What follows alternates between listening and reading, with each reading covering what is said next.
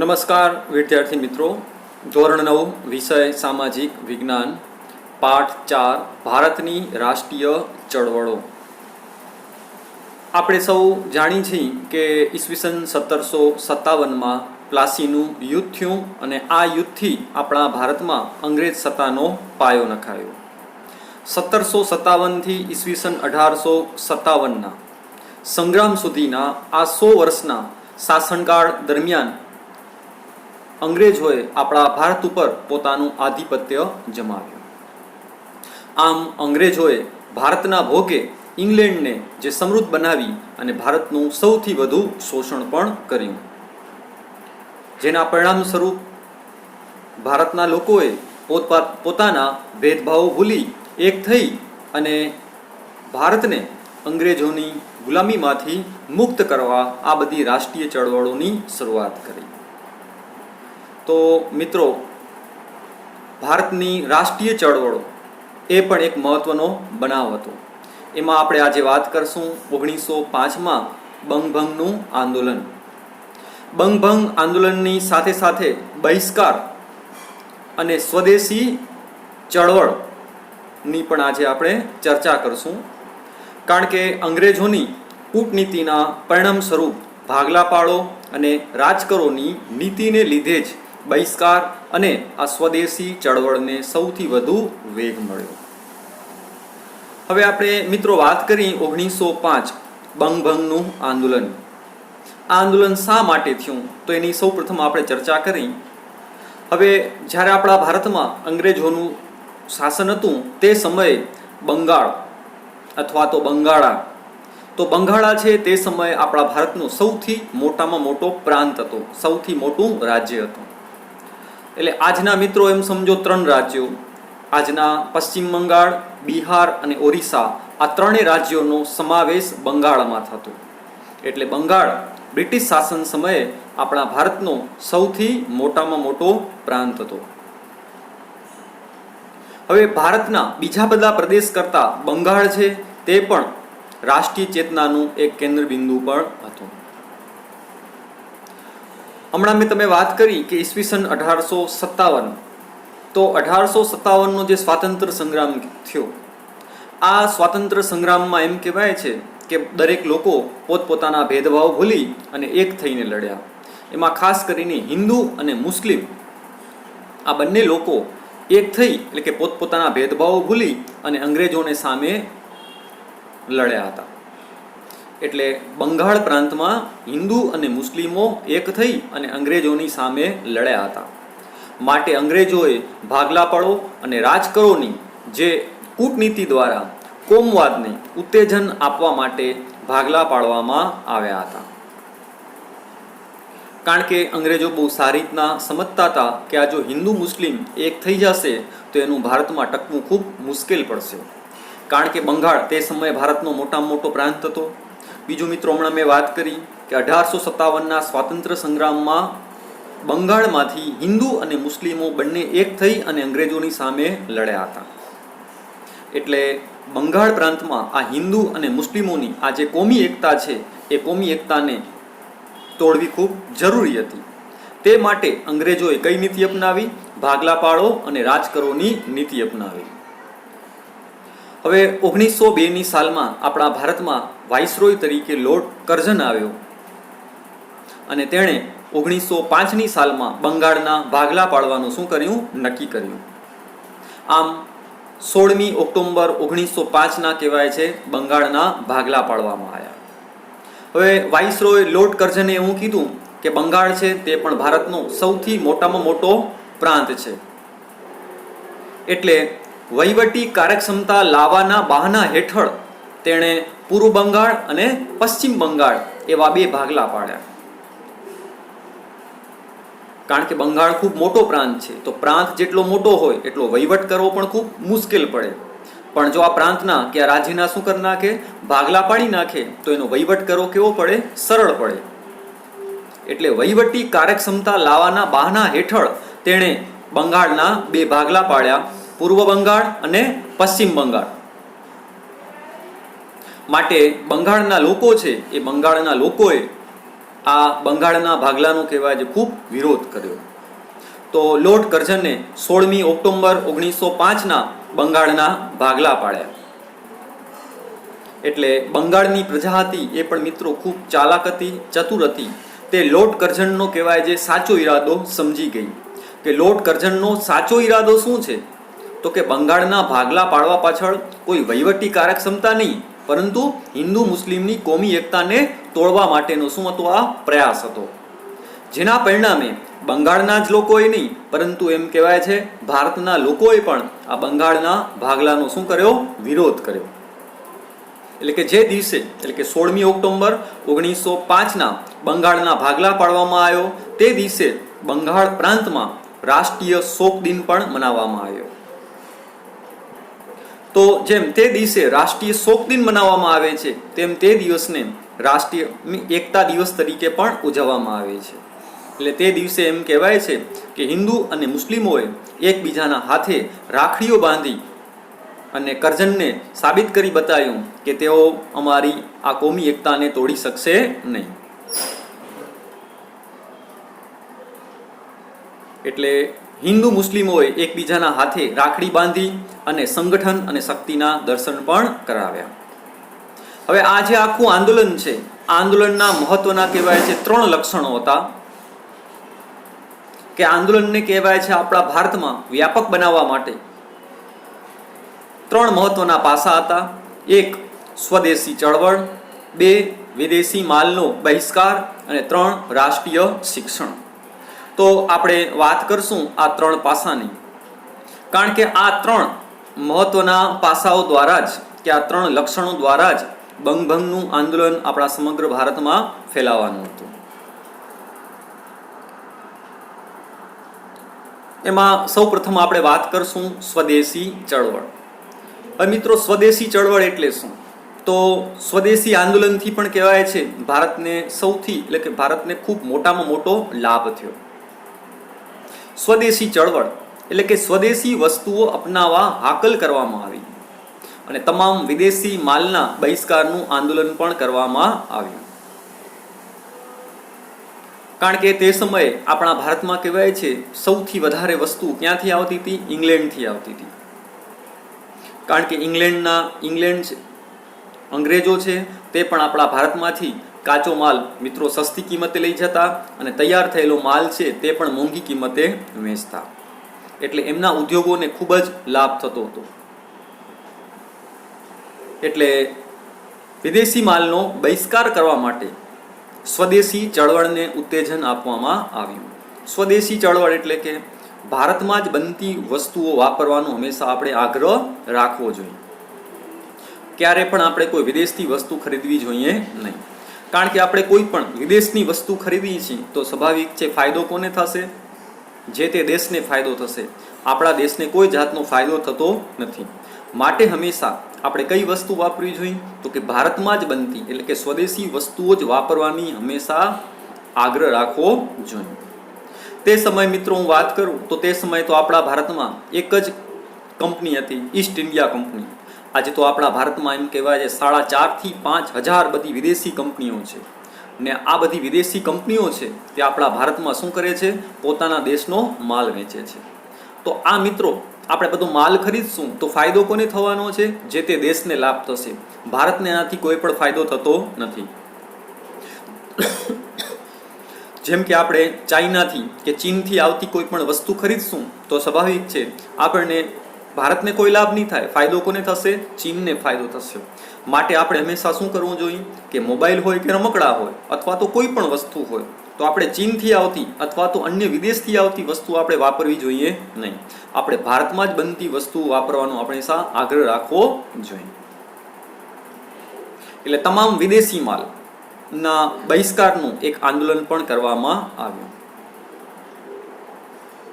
સ્વદેશી ચળવળને લીધે કહેવાય છે આપણા દેશની વસ્તુઓ જ વાપરવી, જેનાથી આપણા ગૃહોદ્યોગ અને આપણા ઉદ્યોગને શું મળે? ઉત્તેજન મળે. કારણ કે મિત્રો એવું થયું હતું કે આપણે સ્વદેશી વસ્તુઓની જગ્યાએ વિદેશી વસ્તુ વધુ વાપરીએ છીએ, જેના પરિણામે શું થાય છે? આપણા ઉદ્યોગોને ખૂબ નુકસાન થાય છે. આજે આપણા ઘણા બધા ઉદ્યોગો છે તે પણ મંદ પડી ગયા છે. કોઈ પણ દેશ છે એનો આર્થિક વિકાસ એ ઉદ્યોગો ઉપર ડિપેન્ડ કરે છે. ઉદ્યોગો જેટલા વધુ હશે એટલો દેશનો ઝડપથી શું થાય, આર્થિક વિકાસ પણ થાય. એટલે આ સ્વદેશી ચળવળને લીધે આપણા ગૃહોદ્યોગ એટલે કે ઘરમાં બનતી બધી વસ્તુઓ હોય જેને ગૃહોદ્યોગ પણ કહેવાય, તો ગૃહોદ્યોગ અને ઉદ્યોગોને શું મળ્યું, ખાસ ઉત્તેજન પણ મળ્યું. એટલે આ વિદેશી માલના બહિષ્કારને પરિણામે એમ કહેવાય છે કે ઇંગ્લેન્ડના વેપારને મિત્રો મોટામાં મોટો શું પડ્યો, ફટકો પડ્યો. એ લોકોને ખૂબ નુકસાન પણ થયું. બીજી મિત્રો વાત કરી વિદેશી માલનો બહિષ્કાર. વિદેશી માલનો સંપૂર્ણ બહિષ્કાર કરો, જેવો કે વિદેશથી આવતા કાપડનું વેચાણ લગભગ બંધ થઈ જાય. હવે વિદેશ એટલે માત્ર મિત્રો ઇંગ્લેન્ડ નહીં, એટલે ભારત સિવાય બીજા કોઈ પણ દેશની વસ્તુ આપણે વાપરવી જોઈએ નહીં. એમાં ખાસ કરીને તે સમયે ઇંગ્લેન્ડથી આવતી વસ્તુનો તો લોકોએ કહેવાય છે સંપૂર્ણપણે શું કર્યો, બહિષ્કાર કર્યો. વિદેશી માલનો સંપૂર્ણ બહિષ્કાર કર્યો. કે ખાસ કરીને તે સમયે ઇંગ્લેન્ડ છે તો ઇંગ્લેન્ડનું કહેવાય છે માન્ચેસ્ટર શહેર છે, તે પણ કાપડ ઉદ્યોગ માટે ખૂબ જાણીતું છે. તો માન્ચેસ્ટરથી કહેવાય છે, આપણા માન્ચેસ્ટરથી ભારતમાં ઘણું બધું કાપડ આવતું, પણ આ સ્વદેશી ચળવળને કારણે માન્ચેસ્ટરથી આવતું કાપડ મિત્રો લગભગ શું થઈ ગયું, બંધ થઈ ગયું. એટલે ભારતના લોકોએ માન્ચેસ્ટરથી આવતા કાપડનો સંપૂર્ણપણે બહિષ્કાર કર્યો.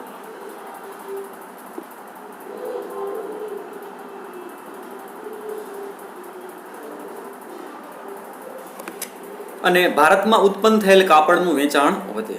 તો તે સમયે કહેવાય છે મિત્રો ગાંધીજીએ ખાસ કરીને ખાદીનું કાપડ વધુ લોકો ખરીદે તે માટે પણ આગ્રહ રાખ્યો હતો.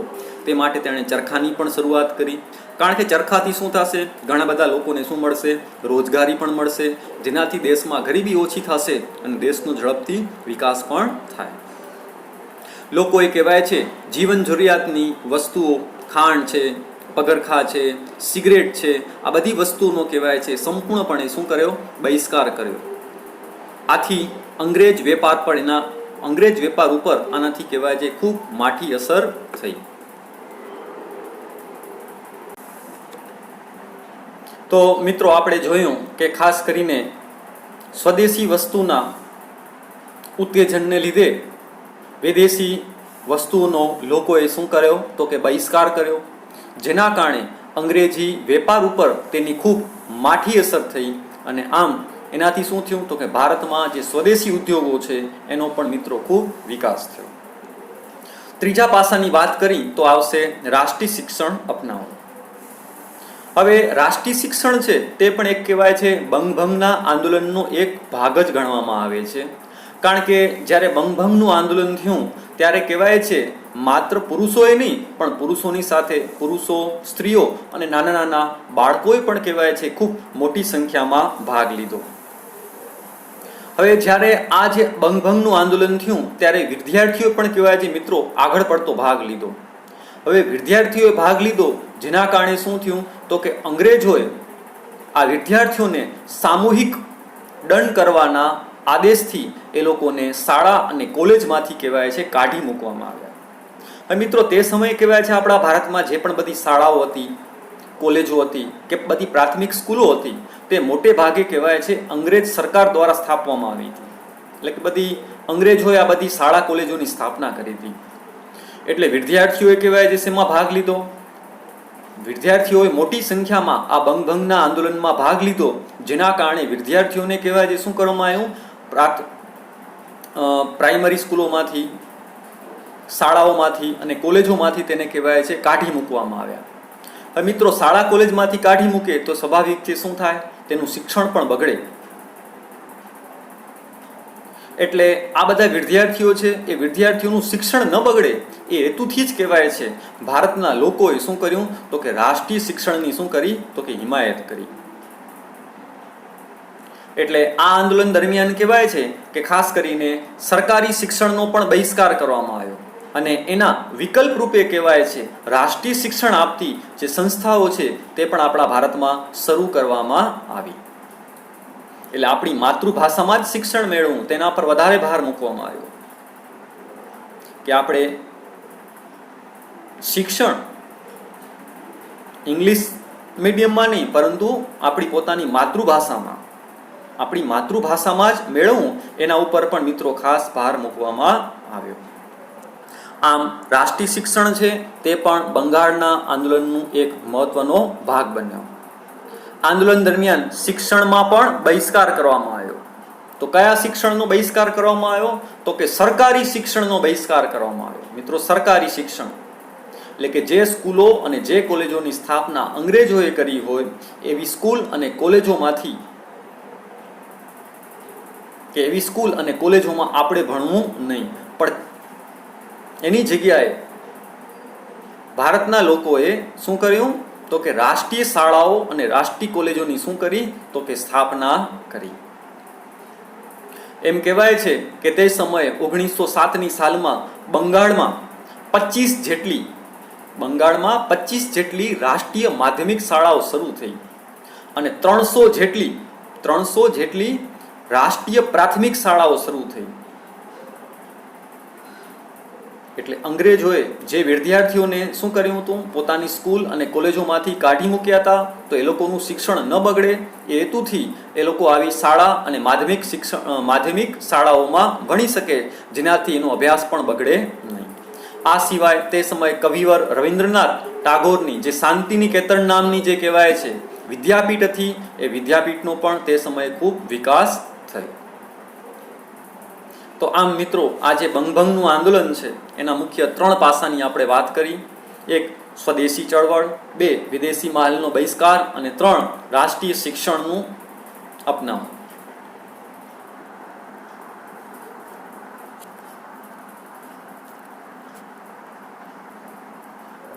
હવે મિત્રો, આ જે બંગભંગનું આંદોલન છે તો બંગભંગના આંદોલનના આપણે પરિણામોની પણ ટૂંકમાં ચર્ચા કરી. તો સૌપ્રથમ આપણે વાત કરશું કે ઇંગ્લેન્ડથી આયાત થતા ખાંડ, સિગરેટ, તમાકુ વગેરે વસ્તુઓનો બહિષ્કાર થવાથી તેમની શું થઈ ગઈ? તો કે આયાત ખૂબ ઘટી ગઈ. કારણ કે ભારતના લોકો હવે ઇંગ્લેન્ડથી આવતી કોઈ પણ વસ્તુ ખરીદતા નહીં. એના વિકલ્પ રૂપે કઈ વસ્તુ ખરીદતા? તો કે ભારતમાં જ બનતી સ્વદેશી વસ્તુઓ લોકો ખરીદતા હતા. એટલે મિત્રો, લોકો જો વસ્તુ જ ન ખરીદે તો શું થવાનું છે? આ ઇંગ્લેન્ડથી આવતી તમામ વસ્તુની આયાતો ઘટી ગઈ. સ્વદેશી ચળવળને લીધે ઇંગ્લેન્ડથી આવતું કાપડ બંધ થઈ ગયું. તો મિત્રો, હમણાં જ મેં તમે વાત કરી હતી કે ઇંગ્લેન્ડનું માન્ચેસ્ટર શહેર કાપડ ઉદ્યોગ માટે સમગ્ર વિશ્વમાં પ્રખ્યાત છે. તો તે સમયે ઇંગ્લેન્ડના માન્ચેસ્ટર શહેરથી આવતું કાપડ આપણા ભારતમાં લગભગ બંધ થઈ ગયું, કારણ કે લોકોએ ખરીદવાનું જ બંધ કરી નાખ્યું. અને જેના પરિણામે ભારતમાં શું થયું? તો કે સ્વદેશી માલનું ઉત્પાદન વધ્યું. સ્વદેશી આંદોલનના પ્રત્યાઘાત મિત્રો એમ કહેવાય છે છેટ ક્યાં પડ્યા? છેટ બ્રિટિશ પાર્લામેન્ટમાં પડ્યા. તો મિત્રો, આપણે હમણાં વાત કરી કે સ્વદેશી આંદોલનના પ્રત્યાઘાત બ્રિટિશ પાર્લામેન્ટમાં પડ્યા. કારણ કે ભારતના લોકોએ કહેવાય છે ઇંગ્લેન્ડથી આવતી બધી જ વસ્તુઓનો સંપૂર્ણપણે શું કર્યો? બહિષ્કાર કર્યો. હવે મિત્રો, આપણે સૌ જાણીએ છીએ કે અંગ્રેજ છે એ પણ એક વેપારી પ્રજા હતી. કારણ કે આપણા ભારતમાં તો શરૂઆતમાં તેઓ વેપાર કરવા માટે જ આવ્યા હતા. હવે વેપારી પ્રજા હોય ને વેપારી પ્રજાને શું થાય? વેપારમાં ખોટ પડે એ જરા એ લોકોને પોસાય એમ હતું નહીં. એટલે ભારતના લોકોએ કહેવાય છે ઇંગ્લેન્ડની તમામ વસ્તુઓનો બહિષ્કાર કર્યો. એટલે ઇંગ્લેન્ડના વેપારને કહેવાય છે સૌથી મોટામાં મોટું નુકસાન ગયું. અને આના પડઘા છેટ કહેવાય છે બ્રિટિશ પાર્લામેન્ટમાં પડ્યા. કે તે સમયે તેની જે રાણી છે, જે એલિઝાબેથ છે, એ એલિઝાબેથને પણ આ વિશે વિચાર કરવાની શું પડી? તો કે જરૂર પડી. એટલે એમ કહેવાય છે કે પાર્લામેન્ટે કે બ્રિટિશની પાર્લામેન્ટે પુનઃવિચારણા કરી અને માત્ર 6 વર્ષમાં જ 1911ની સાલમાં કહેવાય છે બંગાળના ભાગલા રદ કરવા પડ્યા. એટલે મિત્રો, અંગ્રેજોને વેપારમાં ખૂબ નુકસાન જતું હતું. એ નુકસાન એ લોકોને જરાય પોસાય તેમ હતું નહીં. જેના કારણે બ્રિટિશ પાર્લામેન્ટે 1911માં બંગાળના ભાગલા સંપૂર્ણપણે રદ કર્યા. આમ એક સંગઠન શક્તિનો શું થયો? વિજય થયો. કારણ કે આ હિંદવાસીઓનો મિત્રો એક આ યાદગાર વિજય હતો. કારણ કે સંગઠન શક્તિનો વિજય હતો. અંગ્રેજ શાસન વિરુદ્ધ જાગૃત થયેલી એક નવી ચેતનાનો આ નોંધપાત્ર વિજય હતો. કારણ કે આપણે 1857નો સ્વાતંત્ર્ય સંગ્રામ નિષ્ફળ ગયો હતો, પણ મિત્રો આજે 1905માં જે બંગભંગનું આંદોલન થયું, તો બંગભંગના આંદોલનમાં કહેવાય છે અંગ્રેજ સરકારને ભારતના લોકો સમક્ષ નમવું પડ્યું. શા માટે નમવું પડ્યું? કારણ કે બધા લોકોએ પોતપોતાના ભેદભાવો ભૂલી એક થઈ અને અંગ્રેજોની સામે લડ્યા. તો આમ સંગઠન શક્તિનો અહીંયા શું થયો? વિજય થયો. આ આંદોલનને સિદ્ધ કરી બતાવ્યું કે જો આપણે પોતાના ભેદભાવો ભૂલી અને એક થઈને લડશું તો આપણે ચોક્કસ સફળતા મળશે જ.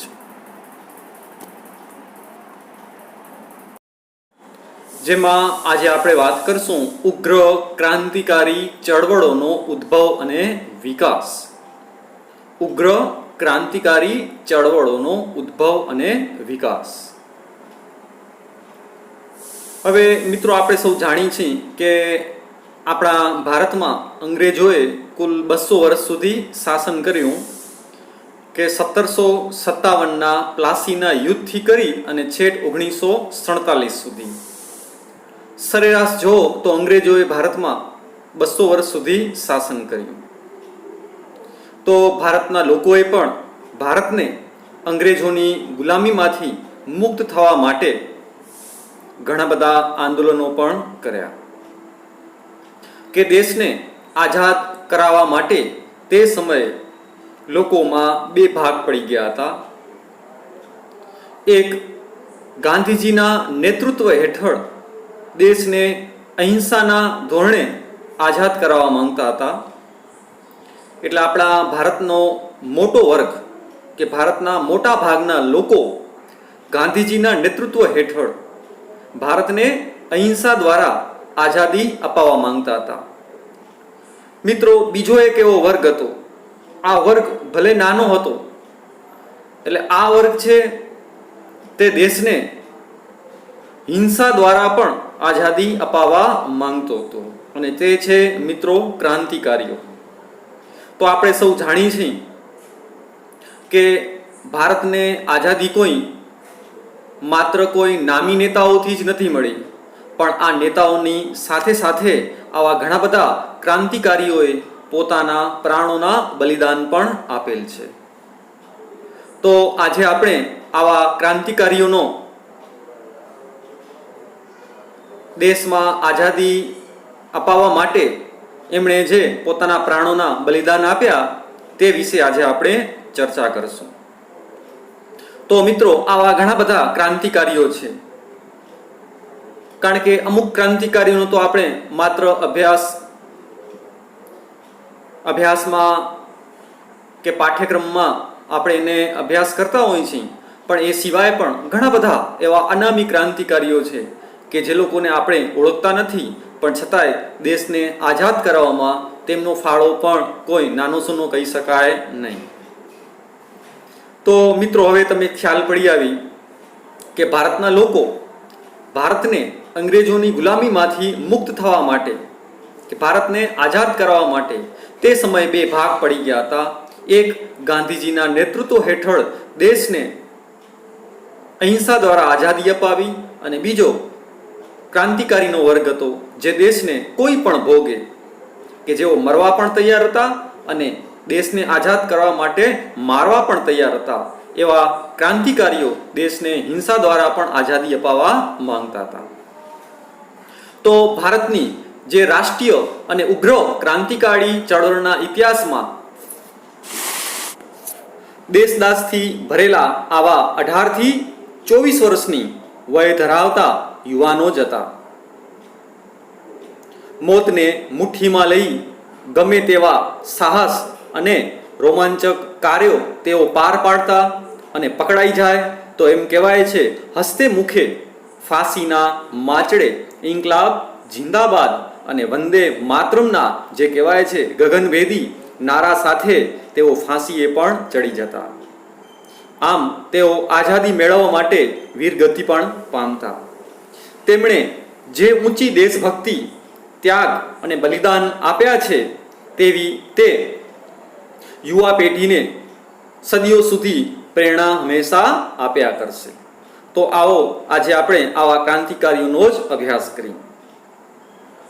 હવે મિત્રો, આપણે ક્રાંતિકારીઓની વાત કરી તો ક્રાંતિકારીઓ છે તે ભારતમાં રહીને પણ ક્રાંતિકારીઓ થઈ અને વિદેશોમાં પણ કહેવાય છે ક્રાંતિકારી પ્રવૃત્તિઓ થઈ. તો પહેલા આપણા ભારતમાં રહી કે ભારતમાં જે ક્રાંતિકારી પ્રવૃત્તિ થઈ એના વિશે આપણે અભ્યાસ કરીએ. કે ભારતમાં આવી ક્રાંતિકારી પ્રવૃત્તિની શરૂઆત એમ કહેવાય છે વાસુદેવ બળવંત ફડકે કરી. દામોદર ચાફેકર તથા બાલકૃષ્ણ ચાફેકર નામના બંધુઓ, વીર સાવરકર, બારિન્દ્ર ઘોષ, ખુદીરામ બોસ, પ્રફુલ્લ ચાકી, રામપ્રસાદ બિસ્મિલ, અશફાક ઉલ્લા ખાં, ચંદ્રશેખર આઝાદ, ભગતસિંહ, શિવરામ, રાજગુરુ, સુખદેવ, બટુકેશ્વર દત્ત, રોશનસિંહ જેવા અનેક ક્રાંતિકારીઓએ એમ કહેવાય છે આ રાષ્ટ્રવાદની જ્યોત હંમેશા જલતી રાખી. આ બધા ક્રાંતિકારીઓએ શસ્ત્રો બનાવવાથી માંડી અને તેના ઉપયોગ સુધીની તાલીમ પામેલા યુવાનોએ અંગ્રેજ સરકારની ઊંઘ પણ હરામ કરી નાખી. એમ કહેવાય છે કે આ ક્રાંતિકારીઓ દેશને માટે મરવા પણ તૈયાર હતા અને દેશને માટે મારવા પણ તૈયાર હતા. અને આ ક્રાંતિકારીઓનું ભલે પ્રમાણ ઓછું હોય પણ છતાંય આ ક્રાંતિકારીઓએ કહેવાય છે અંગ્રેજોની ઊંઘ છે તે પણ હરામ કરી નાખી હતી. કે અંગ્રેજો પણ કહેવાય છે આવા ક્રાંતિકારીઓથી ખૂબ ગભરાતી. તો આવા ક્રાંતિકારીઓ વિશે આપણે માહિતી મેળવી. આ ઉગ્ર ક્રાંતિકારી ચળવળો હિન્દમાં ઉદ્ભવી. એટલે મેં વાત કરી મિત્રો, આ ક્રાંતિકારી ચળવળો ભારતમાં પણ થઈ અને વિદેશમાં પણ આવી ક્રાંતિકારી પ્રવૃત્તિઓ થઈ. તો પહેલા આપણે ભારતમાં જે ક્રાંતિકારી પ્રવૃત્તિઓ થઈ એના વિશે આપણે અભ્યાસ કરી. હવે આ ક્રાંતિકારી ચળવળો પણ મિત્રો એમને નથી થઈ. આ ક્રાંતિકારી જે ચળવળો છે એની પાછળ પણ ઘણા બધા કારણો હતા. તો કયા કારણો હતા?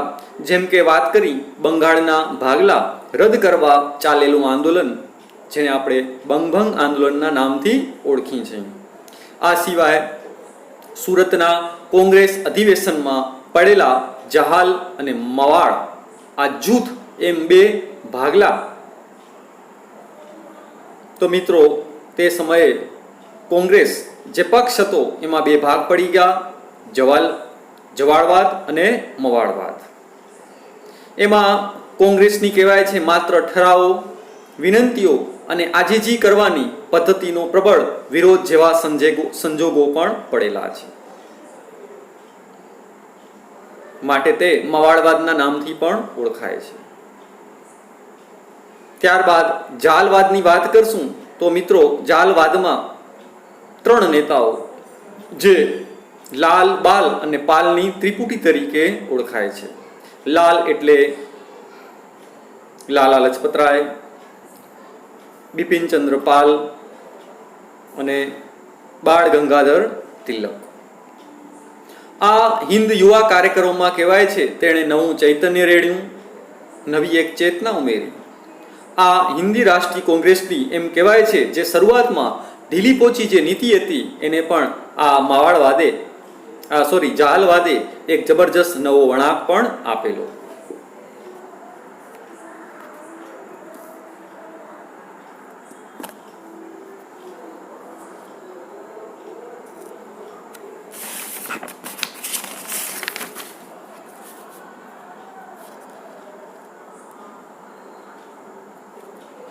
ત્યારબાદ મિત્રો આપણે વાત કરી લોકમાન્ય બાળ ગંગાધર તિલકે તો ઉગ્ર ભાષામાં એમ કહેવાય છે જાહેર કર્યું કે સ્વરાજ મારો જન્મસિદ્ધ હક છે અને તેને હું લઈને જ જંપીશ. કે આઝાદી છે એ કોઈ ભીખ મેળવવાની વસ્તુ નથી, એ મારો જન્મસિદ્ધ અધિકાર છે, હું એને મેળવીને જ જંપીશ. જે આઝાદીના ક્રાંતિકારીઓના જે લડવૈયાઓનો કહેવાય છે મિત્રો મંત્ર પણ બની ગયો હતો. આ સિવાય ભારતના નવયુવાનોના એક વર્ગે વિદેશી શાસનની ગુલામીમાંથી આઝાદી મેળવવાના પ્રયાસો પણ હાથ ધર્યા. ઉગ્ર ક્રાંતિકારી લડતના લડવૈયા માતૃભૂમિની સ્વતંત્રતા માટે હસ્તે મુખે બલિદાનો આપવા પણ તત્પર હતા. તો આપણે સૌ જાણીએ છીએ કે આવા કેટલાય નામી અનામી ક્રાંતિકારીઓએ આપણી માતૃભૂમિને આઝાદ કરાવવા માટે પોતાના પ્રાણોના બલિદાન પણ આપેલ છે. તેઓ પ્રાણ આપી શકતા અને આઝાદીની પ્રાપ્તિ માટે બીજાનો પ્રાણ લઈ પણ શકતા હતા. તો આ જે ક્રાંતિકારી ચળવળો છે તે પણ ખાસ કરીને આપણા ભારતના કયા કયા રાજ્યોમાં, તો મિત્રો એક આવશે બંગાળ, બીજું આવશે પંજાબ, બિહાર, ઓરિસ્સા, ગુજરાત, રાજસ્થાન, મદ્રાસ, ઉત્તર પ્રદેશ અને મધ્ય ભારતમાં આવી ક્રાંતિકારી પ્રવૃત્તિઓ પ્રસરી હતી. આ પ્રવૃત્તિઓમાં એમ કહેવાય છે કે ઘણી બધી સંસ્થાઓની સ્થાપના પણ થઈ. તો ખાસ કરીને આ બધી પ્રવૃત્તિઓ, આ બધી સંસ્થાઓમાં એક હતી મિત્ર મેળા સોસાયટી, બીજી અભિનવ ભારત સમાજ, અનુશીલન સમિતિ, અંજુમન એ મુહિલા ને વતન, ઇન્ડિયન પેટ્રીઓટ્સ એસોસિએશન, જે પાછળથી ભારત માતા તરીકે પણ ઓળખાય છે. આ બધી જે મિત્રો સંસ્થાઓ છે, આ બધી સંસ્થાઓની સ્થાપના કરવામાં આવી. તો આપણે થશે કે આ બધી જે સંસ્થાઓ છે એનો હેતુ શું હતો? તો આ બધી સંસ્થાઓનો હેતુ માત્ર એક જ હતો કે ભારતને અંગ્રેજોના શાસનમાંથી મુક્તિ અપાવવાનો, કે આપણી માતૃભૂમિને આઝાદ કરાવવાનો, કે આ માતૃભૂમિને આઝાદ કરાવવા માટે જ આ બધી સંસ્થાઓની સ્થાપના કરવામાં આવી. તો આ બધી સંસ્થાઓ સ્થાપવામાં આવી, જેમાં બધી ક્રાંતિકારી પ્રવૃત્તિઓને ભારે વેગ પણ મળ્યો. આ બધી સંસ્થાઓએ કહેવાય છે ભારતના લોકોને જાગૃત કરવા માટે ઘણા બધા સામયિકો પર બહાર પાડ્યા. જેમ કે પ્રથમ તબક્કાની વાત કરશું તો આપણે સંધ્યા છે, યુગાંતર છે, નવશક્તિ છે, વંદે માતરમ છે, કેસરી છે, મરાઠા છે, આ બધા વર્તમાન પત્રો અને આવા જે સામયિકોએ છે તે પણ સતત બળ પૂરું પાડ્યું. કારણ કે આપણો દેશને જો આઝાદ કરાવવો હોય તો લોકોને જાગૃત કરવું પણ ખૂબ જરૂરી હતું. કારણ કે આપણા લોકો સતત ધર્મના નામે, નાતના નામે, જાતિના નામે લડતા ઝઘડતા, જેના કારણે જ અંગ્રેજો આપણા દેશમાં ફાવી ગયા હતા. તો આ બધા લોકોને જાગૃત કરવા માટે અને પોતપોતાના બધા ભેદભાવો ભૂલી એક થઈ અને અંગ્રેજો સામે લડવા માટેની એક હાકલ પણ પૂરી પાડી. તો આ બધા સામયિકોએ, વર્તમાન પત્રોએ પણ કહેવાય છે લોકોમાં સતત એક બળ પૂરું પાડ્યું. એટલે પાછળથી કહેવાય છે મિત્રો, જેટલી પણ બધી લડતો થઈ, જેટલા પણ બધે આંદોલનો થયા, એ આંદોલનોમાં કહેવાય છે લોકો વધુ ને વધુ જોડાતા ગયા.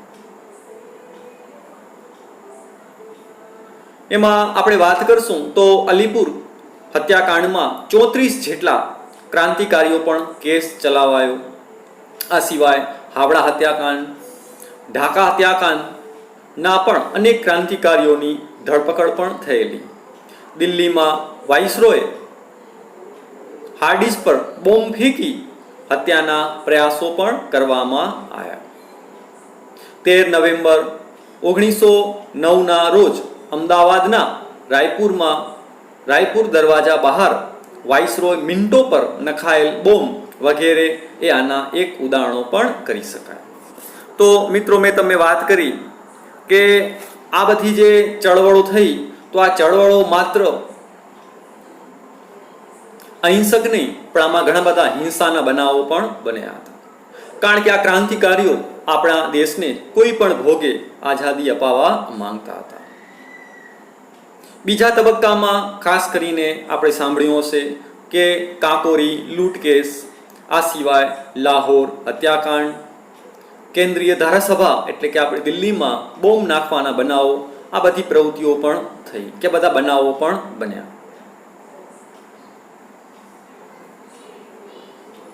આમ દેશને કહેવાય છે કે આઝાદ કરાવવા માટે આ બધા ક્રાંતિકારીઓએ